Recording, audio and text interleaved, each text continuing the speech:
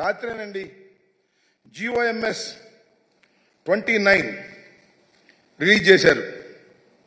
అంతేగా GOMS number 29 release చేశారు. దానిలో ఏమి రాశారో, ఏమి జీవోలో ఇచ్చారో రాష్ట్ర ప్రజానీకం తెలుసుకోవాలని ఈ సందర్భంగా మనవి చేస్తున్నా. దానికోసమే ప్రత్యేకంగా చెప్పడం కోసం ఈ ప్రెస్ మీట్ పెట్టామని కూడా మనవి చేస్తున్నాం వైఎస్ఆర్ కాంగ్రెస్ పార్టీ తరఫున. ఆ జీవోలో ఉన్నటువంటి అంశాలు ఒక్కసారి హైలైట్ చేద్దాం. చూడు, ఆ పైన ఉన్నాయి చూడండి. As a part of government issued flagship program, the government under Talliki Vandanam scheme is providing financial assistance of 15,000 rupees per annum, Shabash, to each mother or recognized guardian who is below poverty. Sir, adi below each mother, not each student. ప్రతి తల్లికి 15,000 రూపాయలు ఇస్తారు. ఎలాగా? జగన్మోహన్ రెడ్డి గారు ఎలా ఇచ్చారో అలాగే ఇస్తారు. ఒక తల్లి 2 బిడ్డల్ని స్కూలుకు పంపితే 30,000 ఇవ్వరు. 3 పిల్లల్ని పంపితే 45,000 ఇవ్వరు. 4 పిల్లల్ని పంపితే 60,000 ఇవ్వరు. ఎంతమంది పిల్లల్ని పంపినా 15,000 రూపాయలే ఇస్తారు. ఏంటిది? What is this? ఇది సూపర్ 6 కాదే? సూపర్ మోసం కాదా అని అడుగుతా ఉన్నా. ఇది తల్లికి వందనమా? కాదే. తల్లికి మోసం కాదా అని అడుగుతా ఉన్నా.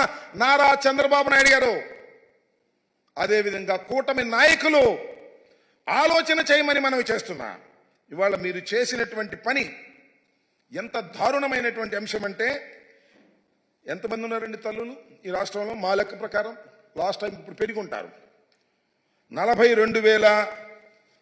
42,61,965 మంది తల్లులు 2023లో ఆ తల్లుల ఖాతాల్లో జగన్మోహన్ రెడ్డి గారు వేశారు.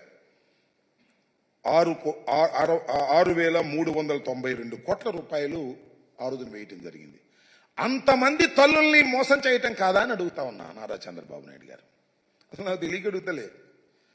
ఇచ్చిన వాగ్దానాన్ని నిలబెట్టుకుంటే ఆయన నారా చంద్రబాబు నాయుడు ఎందుకు అవుతాడు? మరెవరో అయ్యేవాళ్ళు.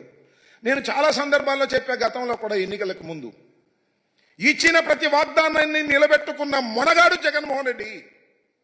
ఇచ్చిన ప్రతి వాగ్దానాన్ని తుంగలో తొక్కిన మోసగాడు నారా చంద్రబాబు నాయుడు అని మనవి చేశాను.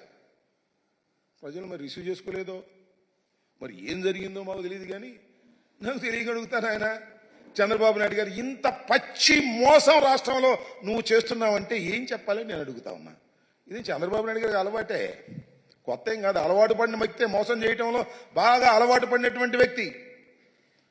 రైతులకు రుణమాఫీ చేస్తానని చెప్పి రుణమాఫీ ఎగ్గొట్టినటువంటి వ్యక్తి.